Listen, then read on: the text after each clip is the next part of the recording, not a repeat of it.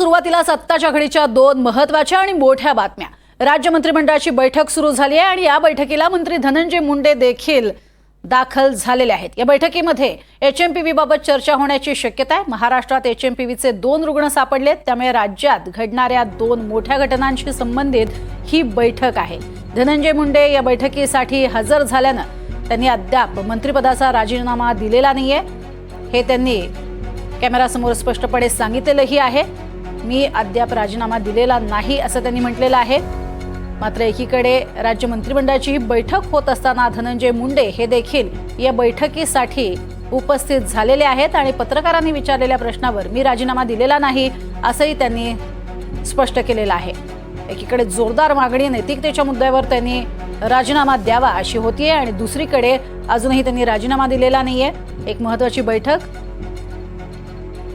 ही HMPV संदर्भातही होते आहे। या बैठकीमध्ये एचएमपीव्ही बाबत काही महत्त्वाच्या सूचना केल्या जाणार आहेत। घाबरू नका, काळजी घ्या अशा स्वरूपाचं आवाहन केलं जात आहे। तर दुसरीकडे धनंजय मुंडे राजीनामा दिला नसल्याचं स्पष्ट बोललेत। अधिक माहिती या संदर्भातली घेणार आहोत। अक्षय कुडकेलवार आमचे प्रतिनिधी आपल्या सोबत आहेत। अक्षय, बैठकीसंदर्भात थोडी माहिती द्याल? आपण जर बघितलं प्रज्ञा, तर आज ही तिसरी महत्त्वाची राज्य मंत्रिमंडळाची विस्तारित मंत्रिमंडळाची बैठक पार पडते आणि या बैठकीमध्ये अनेक मुद्द्यांवरती चर्चा केली जाईल। अनेक अजेंड्याचे प्रश्न आज या मंत्रिमंडळ बैठकीत असू शकतात। मात्र सगळ्यात महत्त्वाचं जर आपण बघितलं तर या बैठकीत चर्चा केली जाणारा सगळ्यात महत्त्वाचा प्रश्न असणार आहे ते एचएमपीव्ही या आजारासंदर्भात, त्याचा संसर्ग वाढू नये, त्यासोबतच त्याचा धोका हा संपूर्ण महाराष्ट्रामध्ये वाढू नये, या सगळ्या संदर्भातल्या चर्चा करण्यात येणार आहे। कारण आपण बघतोय कोरोना व्हायरसची सुरुवात आणि त्याची लागण देखील चीनमध्ये झाली होती आणि त्यानंतर झपाट्यानं संपूर्ण जगभर हा रोग पसरला होता। आता देखील हा एचएमपीव्हीची सुरुवात चीनमध्ये झालेली आहे। त्या ठिकाणी आणीबाणीसारखी परिस्थिती आहे। 2 संशयित रुग्ण आढळले असल्याची माहिती आणि यामुळे आता महाराष्ट्रात त्याचा फैलाव होऊ नये, हे पसरू नये, यासाठी काय करता येईल या सगळ्याबाबतची चर्चा आजच्या मंत्रिमंडळ बैठकीमध्ये केली जाणार आहे।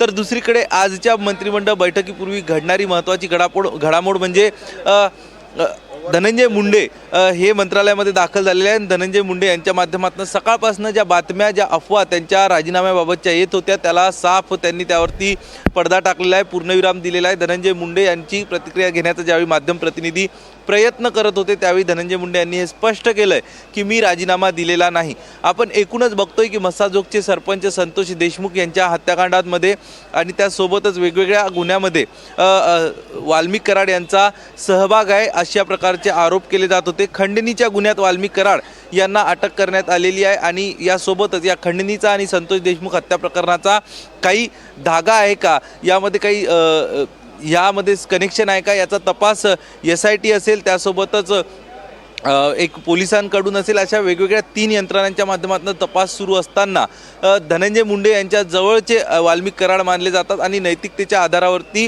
धनंजय मुंडे यांनी राजीनामा द्यावा अशी मागणी केली जात आहे। बरं, फक्त विरोधी पक्षाकडनंच नाही तर सत्तेत असणाऱ्या भाजपाच्या 2 आमदारांकडनं देखील धनंजय मुंडे यांच्या राजीनाम्याची मागणी जोर धरू लागलेली आहे। अशात काल नाराजी देखील अजित पवार यांनी व्यक्त केली होती की सत्तेतीलच पक्ष कुठल्याही प्रकारचा आरोप सिद्ध न झाला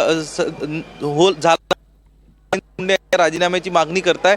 याबाबत नाराजी उपमुख्यमंत्री अजित पवार यांनी मुख्यमंत्री देवेंद्र फडणवीस यांच्याकडे व्यक्त केली होती आणि त्यामुळं धनंजय मुंडे यांच्या राजीनाम्याची गरज नाही असंही वारंवार अजित पवार हे सांगत असले तरीही कुठेतरी दबाव वाढतानाचं चित्र आपल्याला बघायला मिळतोय। वेगवेगळ्या ज्या बदल्या बीड जिल्ह्यामध्ये झाल्या, वेगवेगळे त्यासोबतच मुख्याधिकारी असतील किंवा इतर काही अधिकारी असतील, यांच्या बदल्यांना किंवा यांच्या बदल्या होऊ नये, मर्जीतल्या अधिकाऱ्यांनाच त्या ठिकाणी राहता यावं यासाठी सातत्यानं धनंजय मुंडे प्रयत्न करत असल्याच्या बातम्या देखील आता पुढे येऊ लागलेल्या आहे। तसे काही पुरावेच काही वेळापूर्वी अंजली दमानिया यांनी ट्विट केले आहे। या सगळ्या संदर्भात आता वाल्मिक कराड यांना नेमकं पाठबळ कुणाचं होतं हा प्रश्न ज्यावेळी उपस्थित होतो त्यावेळी राजकीय आरोप धनंजय मुंडे यांच्यावरती होत आहेत की धनंजय मुंडे यांचाच आशीर्वाद, त्यांचं पाठबळ, त्यांचं समर्थन वाल्मिक कराड यांच्या पाठीशी आहे आणि त्यामुळं वाल्मिक कराड यासोबतच इतर जे आरोपी आहेत आणि बीडमध्ये गुन्ह्याचं साम्राज्य पसरत आहे, त्यामुळे नैतिकतेच्या केली जाते। काल सर्वपक्षीय शिष्टमंडळ जाऊन राज्यपालांना देखील भेटलं, त्यामुळे आता जरी आपण बघतोय धनंजय मुंडे यांनी राजीनामा दिला नसल्याचं स्पष्ट केलं असलं तरी धनंजय मुंडे यांची बॉडी लँग्वेज जी आहे आज ती काहीशी वेगळी वाटत होती. नक्कीच तुर्तास धन्यवाद या संपूर्ण माहितीसाठी अक्षय.